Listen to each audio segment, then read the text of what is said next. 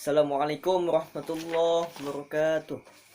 Nah, jadi pembelajaran kali ini yaitu kita menggunakan video yang Bapak menjelaskan di sini.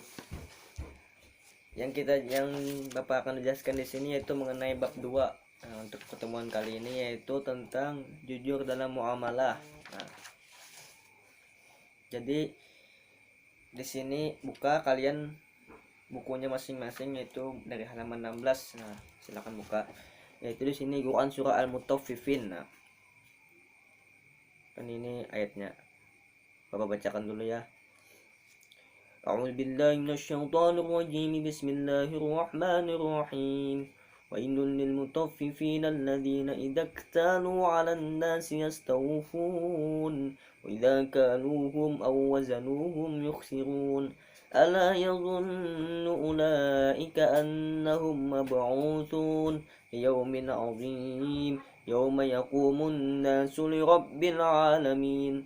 Kalla inna kitabal fujjari lafi sijjin wa ma adraka ma sijjinun kitabun marqum wailun yawma idzin lil mukadzibin الذين يكذبون بيوم الدين وما يكذب به إلا كل معتد أثيم إذا تتلى عليه آياتنا قال أساطير الأولين كلا بل ران على قلوبهم ما كانوا يكسبون.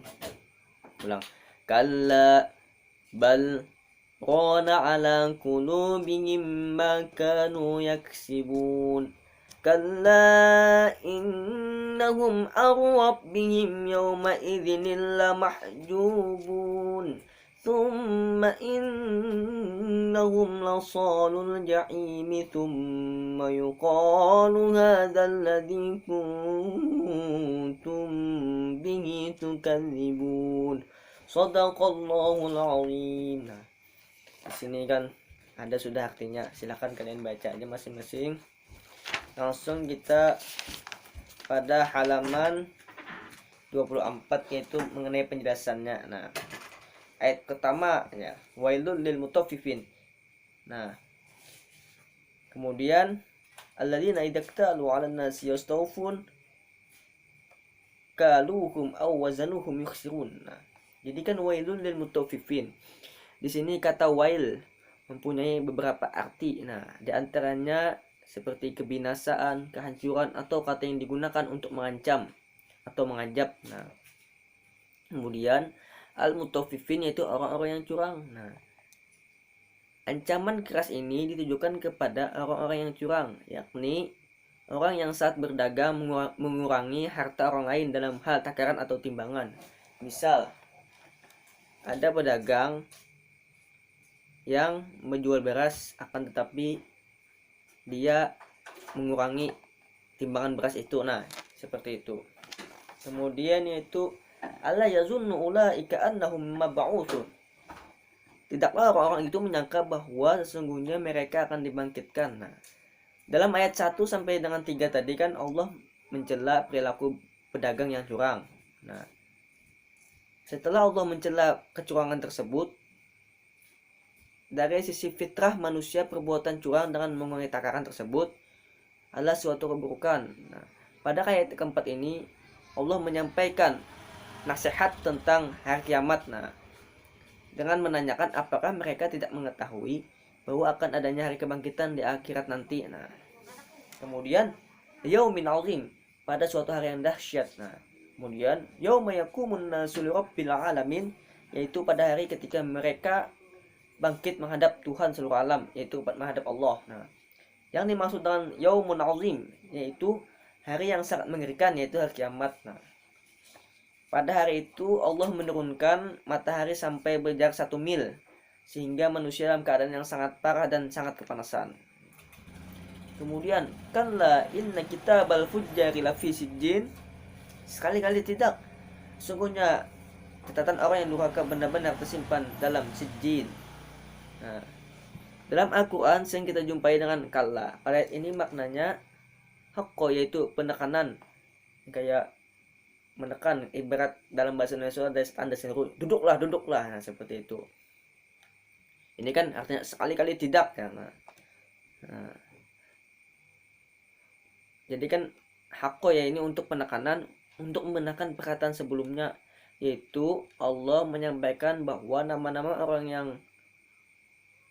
fajir telah tercatat dalam sebuah kitab dan tiada satu orang pun yang akan lepas dari catatan tersebut. Nah, mereka yang melakukan kemaksiatan, kefajiran dan kekufuran telah tercatat dalam sebuah catatan. Nah, kemudian wama adraka ma sijjin, dan tahukah engkau apakah sijjin itu? Nah, yakni yaitu sebuah kitab yang mencatat semua amal-amal perbuatan setan dan orang kafir. Nah, kemudian kitabum marqum, yaitu kitab yang telah terpahatkan. Maksudnya itu catatan amal manusia yang durhaka tersebut telah dipahat oleh Allah dan tidak akan ada lagi perubahan. Nah,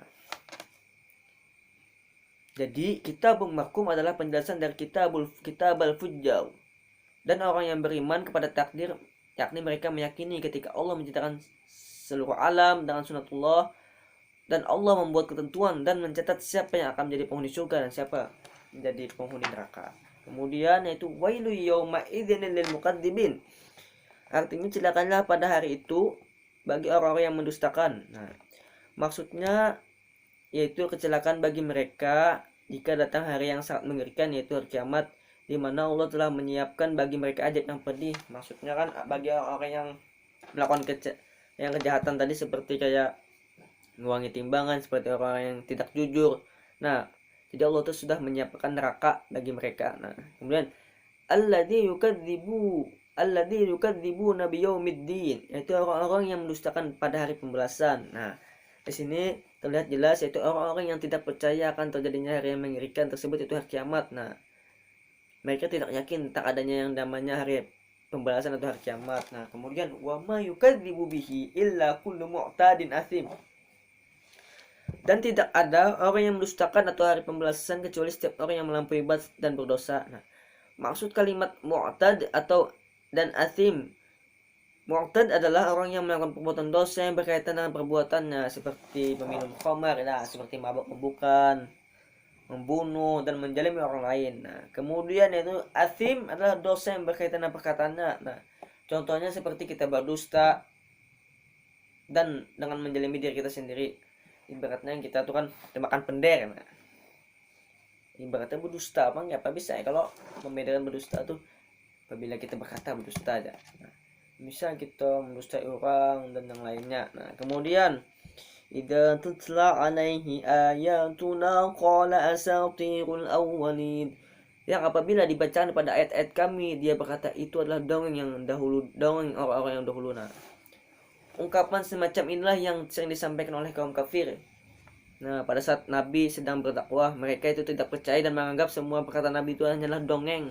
Nah, kemudian kalla bal rana ala qulubihim ma kanu yaksibun. Nah, kemudian ada kata kalla bilang sekali-kali tidak, penekanan. Bahkan apa yang mereka kerjakan itu telah menutupi hati mereka. Nah,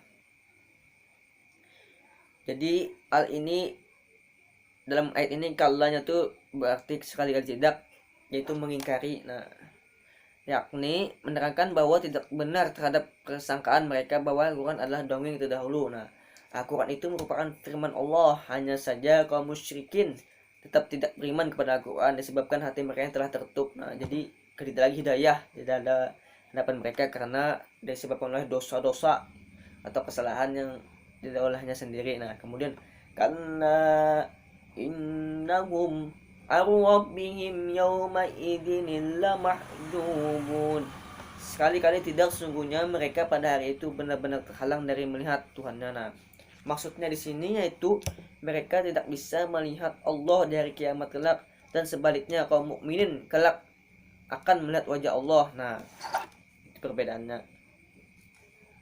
Kemudian thumma innahum lasalul jahim, kemudian sesungguhnya mereka benar-benar masuk ke dalam neraka. Nah, bagi orang yang tidak jujur, berdusta, yang membuat kesalahan, tidak ibaratnya melanggar perintah Allah. Nah, Kemudian tsumma yuqalu hadzal ladzi kuntum bihi tukadzibun.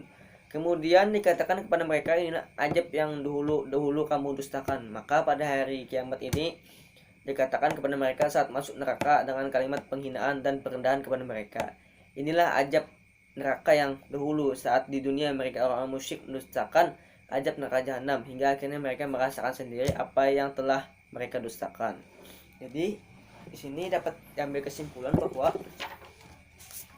di dalam surah ini dijelaskan bahwa orang-orang yang tidak jujur, membuat kesalahan, tidak pernah percaya, tidak beriman kepada Allah, maka mereka akan mendapatkan balasan yang setimpal. Nah, oleh karena itu kita sebagai kaum mukmin, kaum muslimin haruslah untuk jujur, selalu jujur apalagi dalam keadaan berdagang, bagi selalu menjalankan perintah-perintahnya, sholat paling utama dan yang lainnya. Nah, dari yang Bapak jelaskan ini mudahan bukan pian paham berataanlah.